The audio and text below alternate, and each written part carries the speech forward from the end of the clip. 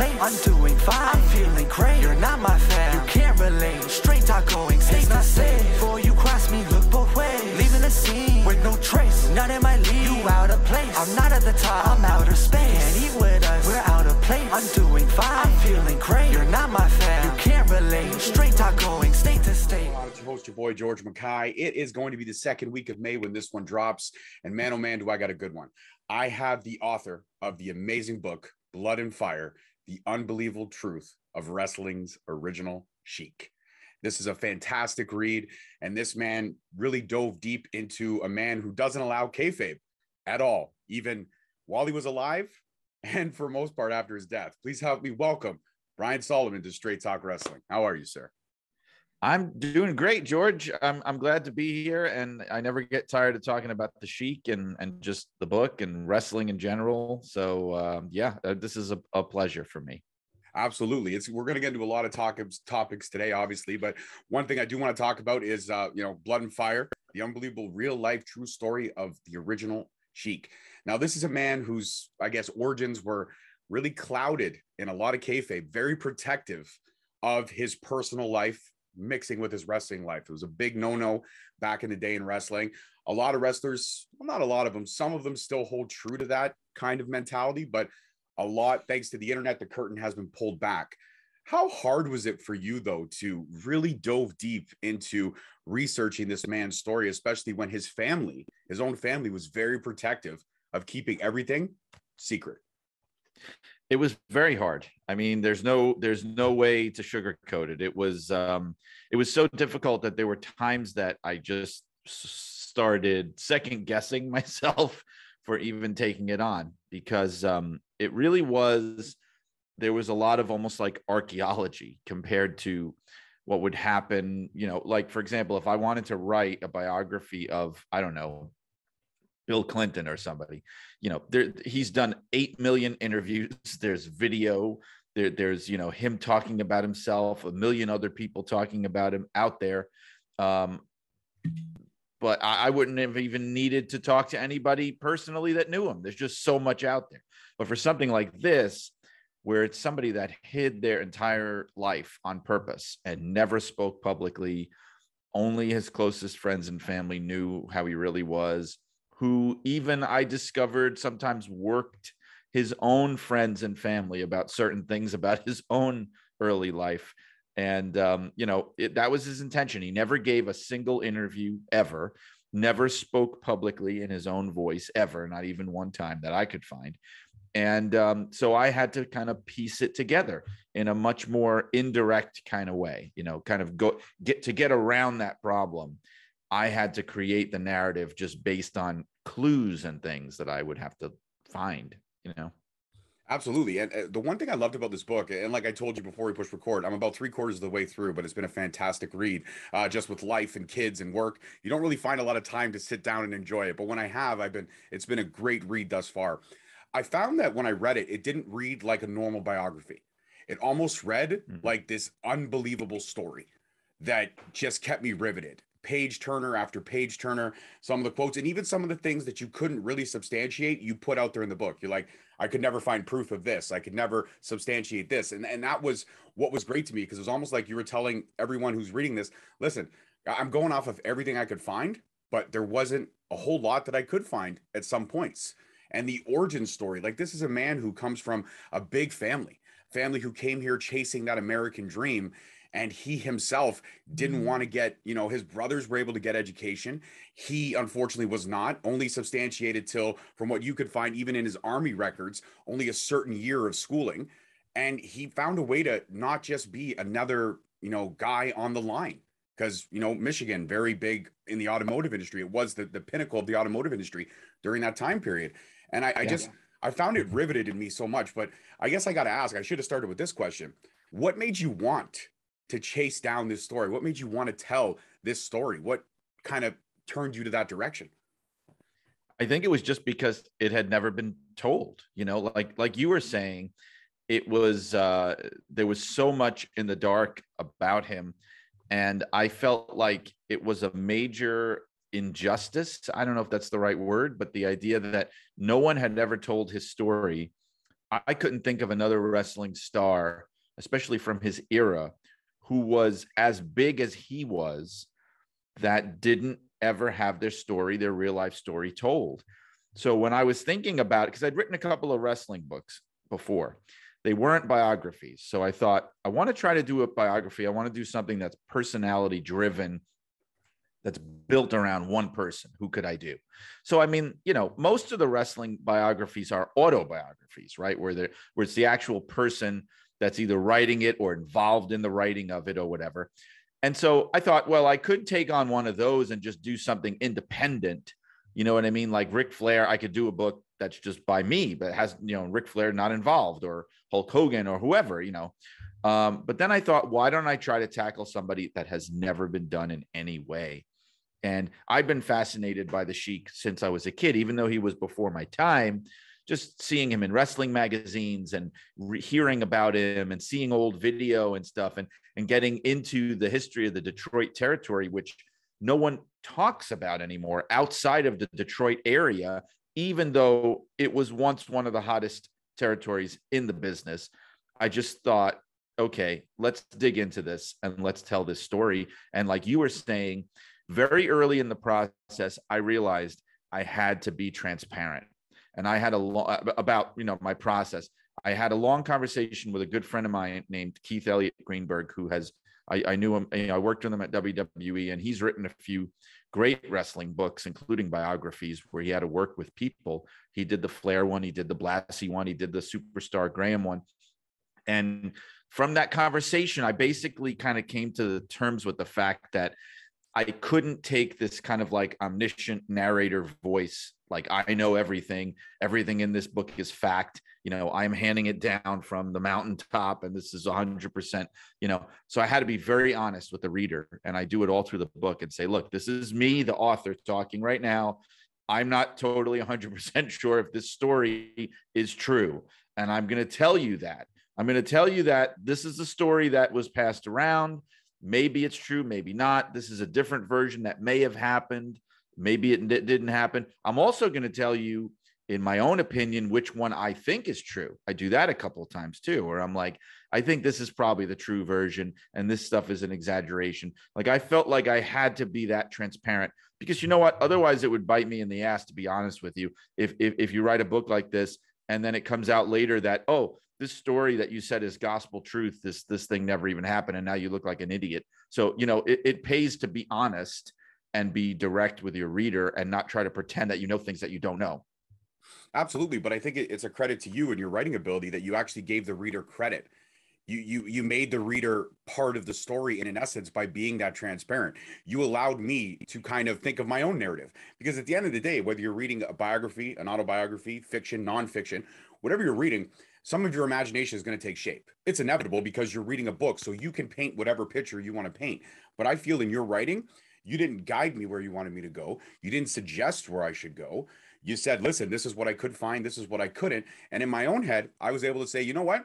Even though he said he couldn't find fiction on the story, just because I love the Sheik, I'm going to go with what he wrote, because I think it's enjoyable. Even if that story turns out to be bullshit, in my own head, I'm okay with it. Well, that's part of my thinking too, is that I love wrestling urban legends and myths, and like these stories you hear. And, you know, I found Dark Side of the Ring to be very fascinating, but even beyond just the dark stories, just in general, I have an interest in these kind of legends of wrestling. And by legends, I mean like legendary stories. And so to me, sometimes it doesn't even matter. And I'm going to be careful how I say this. It doesn't always matter if it's true or not. Sometimes the story is just so entertaining, you kind of want it to be true. But when I'm writing a book like this, I will tell you that, right? Like, this may not be true, but it's a really cool story, and I could not leave it out, because this story is so amazing that just the fact that people were telling it, it's worth the reader knowing that this story is out there. Like, you know, one big example that was so mysterious and I could never 100% get to the bottom of it was this. I don't know if you got up to this part yet, but when it's talking about how when Vince McMahon started moving into Detroit with the Yes, WWF. I have passed that part. Yes, yes. And there was this, and lots of people I interviewed would give me different versions of this whole thing where he brought in the Sheik for a meeting. And some people were telling me like the entire purpose of the meeting was to humiliate the Sheik. Because you know, like how in that era, in the mid 80s, Vince would take on some of these legends from other territories and give them jobs, like what he did with the Briscoes, or, you know, even with like Jack Tunney, who was running the Toronto promotion. And he brought them in and he would like work with them and do things with them. And there was a story that he wanted to do that with the Sheik, but that the meeting fell apart. And some people were telling me it was the Sheik's fault because he was demanding too many things. Other people said Vince made him get down on his knees and beg, like almost like it was a segment on Monday Night Raw, like the Kiss My Ass Club or something. Mm-hmm. And then you had other people that were like, you know, it probably never even happened, like at all. And so I had to take all that and put it together because it's such a fascinating story. I didn't want to just leave it out of the book because I couldn't prove it, but I also wanted to be honest. So I just, you know, I covered my bases. Well, you did. You absolutely did cover your bases. And again, for me, some parts of it are true. I could see just from what you wrote about the Sheik that he was very demanding, was very protective, wanted to make sure, you know, his legacy was protected. But I could also see Vince McMahon not so much making him bow, but I could see Vince McMahon being Vince McMahon in that meeting. Mm-hmm. He's always been Vince McMahon. I almost find the character of Mr. McMahon and Vince McMahon to be not so different. People say, oh, he's playing this larger than life character. I don't know, man. There's a lot, especially from Dark Side of the Ring. They've shed a lot that Vince McMahon and Mr. McMahon are one and the same. But I mean, you left it open where it couldn't be proved, but you had to leave it in the book. But in the end, in my imagination, I believe that the Sheik walked in there knowing the reputation Vince McMahon had and said, I've got a reputation too. I'm going to protect what I built. I've built this. I've created this. I am the top heel in this business at this time, and nobody's going to tell me different. Right. Well, one thing that was very clear to me that is not in my mind disputed is the fact that the Sheik did not like Vince McMahon, the son, Vince McMahon. There was bad blood there. I couldn't quite figure out if it went both ways, but the Sheik definitely told a lot of people how much he couldn't stand Vince and said a lot of nasty things about him. There were even things that Sheik said about Vince that I didn't even include in the book, because they would have been considered libelous, honestly, especially if I couldn't prove them, like really awful things that he accused him of or said about him, or rumors he tried to spread and things like that. And when I was researching, I was even trying to figure out that the bad blood could have even gone back to the days of Vince's father, Vince Sr., who the Sheik worked for years, and as a wrestler, and then later as a promoter. They worked together. They were on the NWA boards together, and they even co-promoted together and things like that. But there seems to have been some kind of a falling out at some point. And it was this very complicated story and in the 70s. And this is where you kind of run into the brick wall of when things are so far in the past that most of the people are gone. So you can't really talk to anybody of authority. You might be able to talk to people who were around then, but they were like kids. You know what I mean? Like they were like the rookie in the locker room, or like actually a literal child, you know? And so their authority on the truth of what happened and didn't happen is a little shaky when it gets to some of those things. Like there are very few people, you know, the only person, well, there was nobody that I was able to talk to who was like of a similar age as the Sheik, because you're talking about people that would be in their 90s now. But I did, you know, I would get to talk to people who were maybe like the generation after, like Terry Funk was very helpful. Kevin Sullivan, Flying Fred Curry, maybe the most helpful of all, because he worked extensively in the Sheik's territory for many years, and his family was very close to the Sheik's family, you know, but he was like the age of, you know, the Sheik's kids, you know what I mean? But still he was pretty close. And Dave Brzezinski, who's, you know, very well known in the Michigan area wrestling scene. He was the Sheik's last manager. He worked in the office there. He was very close to a lot of things, and I got a lot of insight from him. He was amazing in his input. But again, he also was a kid back then. You know, he was a kid in the 70s, like, you know, a teenage boy in the 60s as a fan. So there's only so far into the inside that you could get. You know, it's like an event with this much time passing and things not being recorded and written down. Some things are just lost. That's the sad truth. They're just lost to history. Yeah, and it's got to be like, I mean, I looked at this when I was able to set this up with you, and I got the copy of the book. I was just like, man, you're talking decades. You're talking 70. When you started writing this book, you're talking almost 70 years after most of this stuff happened, and close to almost 80 or 90 from his childhood stuff, like hitchhiking to New York and all that craziness that he was doing when he was a kid, right? I'm sitting there going, I don't know how he's able to comb through all this. If that was me, if I put it all on a table with red string and I'm trying to connect everything, I would have sat there and Brian, I would have pulled my hair up. I would have been like, forget it. There's no way. Well, that's why it took so long. Yeah. It took me three years. I mean, it was a 3-year process. And I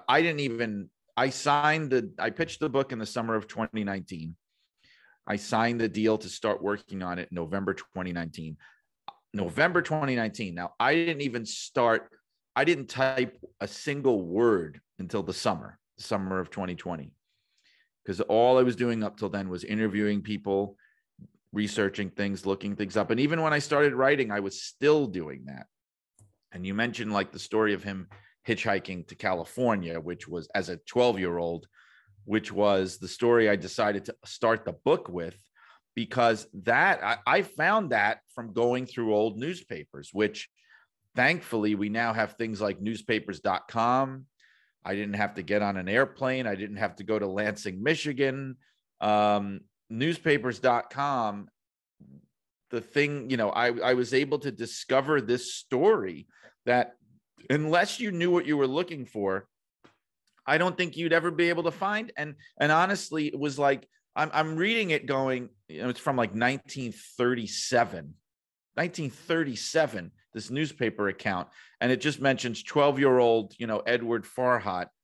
And I'm going, oh my God, I think I'm the only human being alive on planet Earth who is aware that this happened now that I'm reading this. I really think so, because you never hear that story. No one ever told that story. And I'm going, oh my God, this has to be the start of the book. This is like the opening chapter of the book. I had to do it. Absolutely. It hooked me in. It absolutely did. It hooked me in. And it was great to even get it after the foreword from Rob Van Dam, because Rob Van Dam, even in his foreword, stated there's some stuff in here I never knew about. And I'm almost positive that story was one of the things he never knew. Well, Rob couldn't believe it because not that particular story, but I mean, like, because I shared the book with him, obviously, when it was finished, before it was published.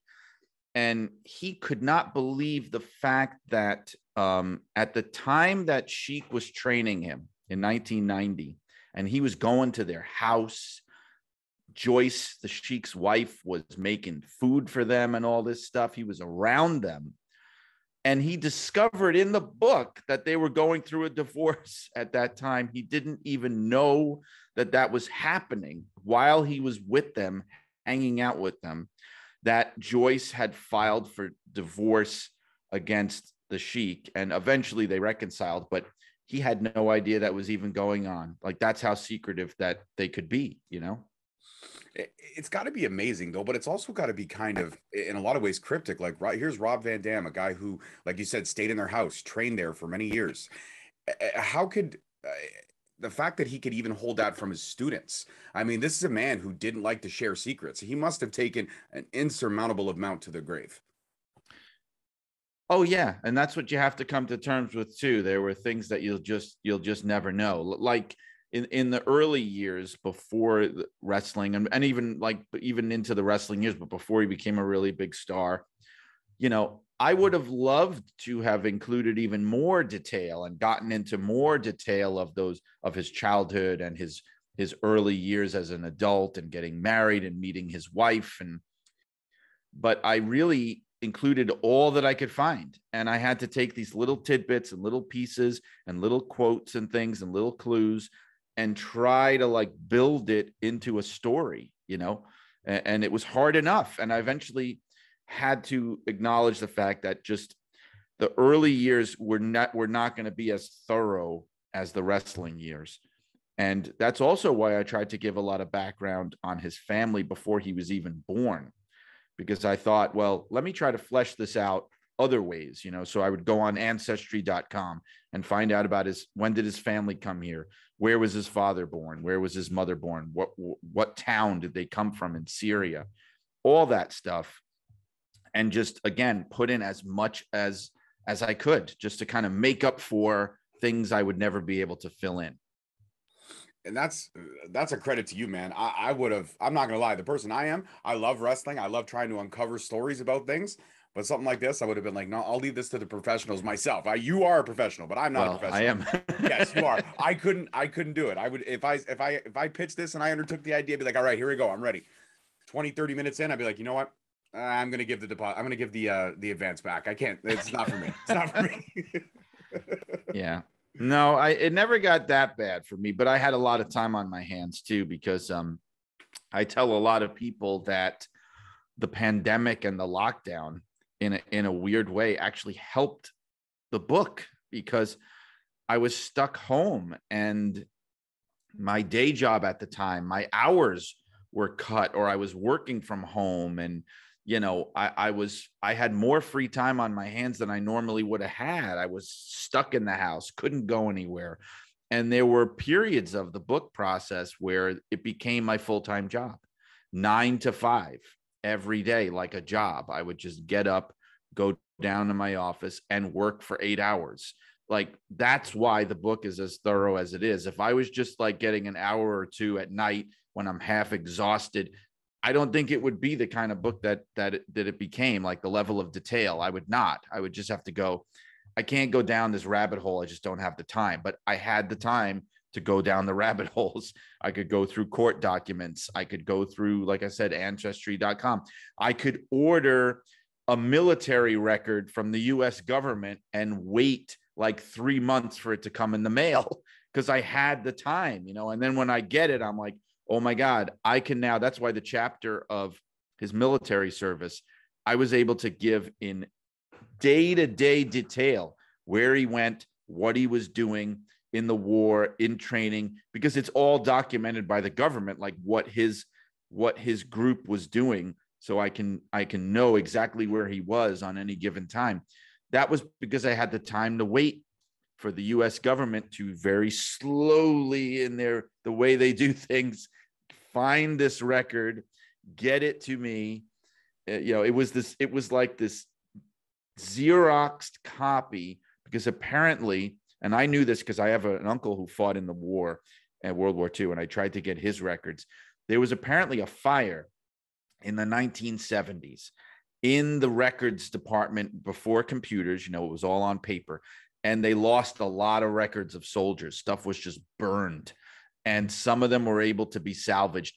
And so what they sent me was like, it was actually a photocopied page of a half burned piece of paper that had like the remnants of the Sheik's military record on it. And then I had to go by the clues on that. I was able to do research on the internet, like whatever it was, company, whatever, tank battalion, whatever. And I could look up, who were they? Where did they go? Who were they under? What battles were they in? And I pieced it all together like that.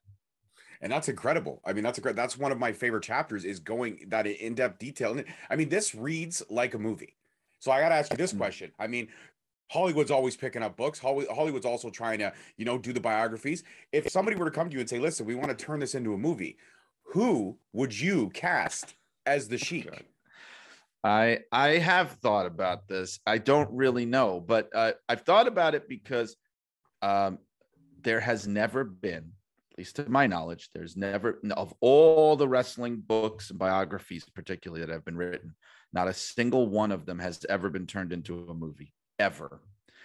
And I would love to be the first one, because I think it's a great story, even if you don't know who the guy is, if you're a younger person or whatever, just on the basis of the story itself, I think it would be worth doing. But God, I couldn't even tell you who could do it. I mean, I don't know, because I've banged my head on the table trying to think of things like that, like who would play Bobo Brazil, who would play Abdullah Farouk, who would play the Sheik. I don't know. If I think of it, it'll probably be after we're finished, and then it will come to me. But I don't. It's such a unique person, because the thing is, like, he wasn't even built like what we would think of as a wrestler, you know, like, for example, on the show Young Rock, they have the guy, oh, I forget his name. I just met him at a convention and a book signing. Very nice guy. He plays the Iron Sheik on the show, right? And he's a bodybuilder, you know, and I mean, he probably is in even better shape, to be honest with you, than Iron Sheik was, especially at that point. But Iron Sheik was once in phenomenal shape and looked like, you know, like a Greek statue. And this guy is in incredible shape. But not even a guy like that couldn't even play the Sheik. He would have to be a kind of almost like an average build person. You know, it'd be very tough to find. Very tough to find. It would probably have to be, honestly, an unknown. Probably have to be an unknown. Oh, if anybody could do it, Brian, you can. We can make this into a movie. We get on enough of these shows. We start, you know, petitioning this. It can happen. They've made a lot of movies that shouldn't be movies. This is a movie, a story that deserves to be told on a big screen, and that's a credit to your writing. And obviously, you'll have to have a hand in the script, because if you don't, I'm going to boycott the movie. And they would have to. And I think if that happened to the family should be included at that point. Of course. Where I couldn't, you know, because then there's more money to be made. So hopefully we'd be able to do that. I just thought of someone who actually might not be half bad. Just popped into my head. All right. And he's actually an Indian actor. His name is Dev Patel, and he's probably best known as the kid.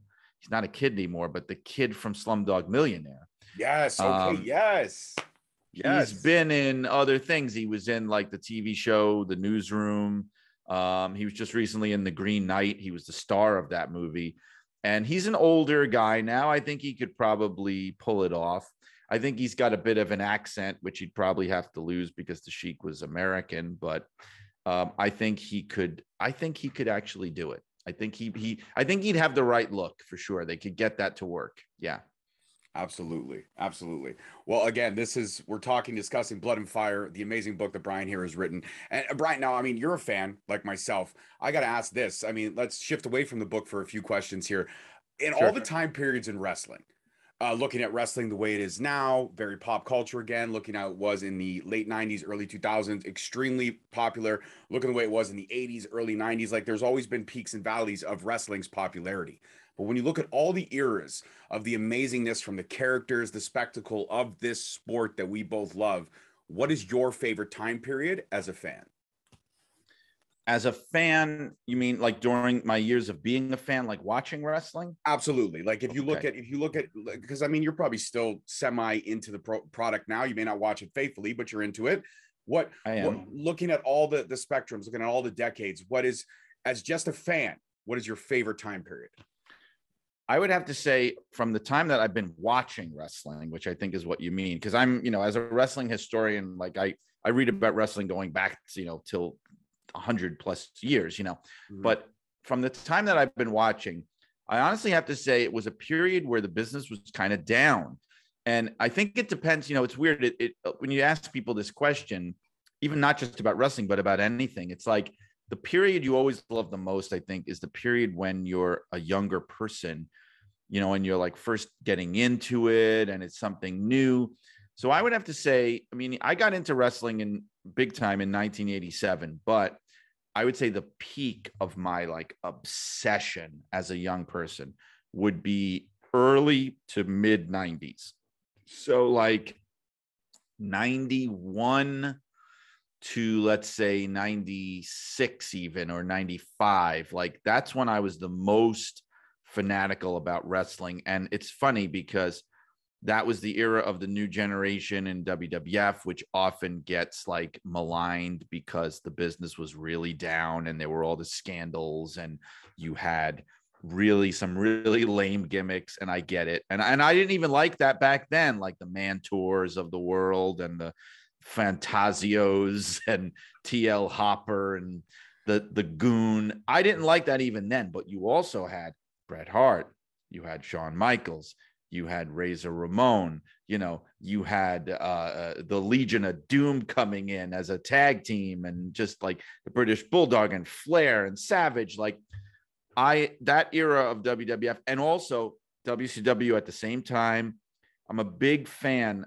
of the era of WCW right before Hogan came in, and even way before the NWO. Like, I love the era of Big Van Vader, Ron Simmons, the Dangerous Alliance, Dustin Rhodes versus Rick Rude, Ricky Steamboat coming back, like William Regal or Lord Steven Regal. I love that era so much. And I know, like, they were in the crapper at that time. I get it. But I didn't care. I was in high school and college. I don't care about their business at that point. Like, now I read about the inside of the industry and I work in the industry. As a kid, I didn't care. That's why I can't understand when you get kids and young fans that are arguing about the business side of wrestling, like the ratings and the ticket sales. And like, look, I understand myself. Like, I get caught up in that. Yes, I work in the industry in some form. Like, I follow the business side of the business. But a kid just watching wrestling, why would you care what company is doing better than another company? Just love what you love. So, you know, I love that early 90s WCW. In fact, I just wrote a whole column about it in PWI because I have this retro column there called The Way It Was. And I said, you guys, please let me write about early 90s WCW. And also on top of all that, in that same era, you have the explosion of ECW happening. 93, 94, 95, 96. Like, to me, even by the time they got to pay-per-view in 97, to me as a fan, the peak had already passed. Do you know what I mean? Like, their best years had already passed by that point, because that's when they were getting like raided by WCW and WWF and everything. And all their best ideas were being stolen. When the Attitude Era really kicks in, it's almost like ECW becomes obsolete because you have the big companies doing it on a much bigger scale. You know, maybe they can't get away with as much, but they're doing it now mainstream. So that whole, like, yeah, like 91, I would say, to 96, that was my like heaven period as a wrestling fan, where I was the most obsessed with it. I would have to say I agree with you. That was one of my favorite time periods too. Don't get me wrong. I look at the Attitude Era and I'm like, yeah, this was great. But even as an adult, going back and watching some of this stuff on the network when I was a teenager, I'm like, it doesn't hold up.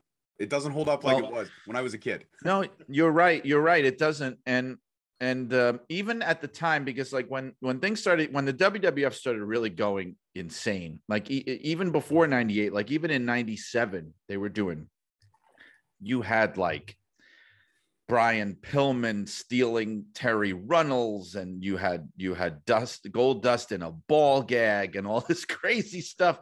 Pillman with the gun at Austin with the gun at Pillman's house. So like even by 97, I'm like, you know, I'm not a kid anymore. I'm 22. I'm out of college already.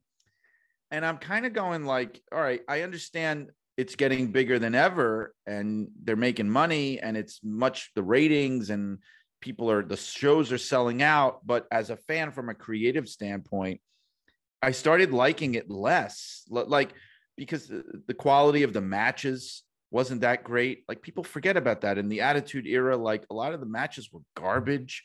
You know, Austin was awesome and The Rock was great. And like, whenever they were in the ring together, it was magic. I think that Austin versus Rock in the Astrodome in 2001 is probably the best WrestleMania main event of all time. But a lot of the other stuff was just awful, you know, and the story, it was all about the shock and the angles.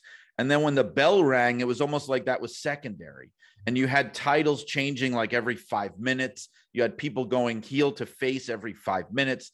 It was chaos. Like, even as a young person, I could feel like the structure was out the window and I wasn't that comfortable with it. Like, I liked the more like traditional, like booking structure that I was used to in wrestling.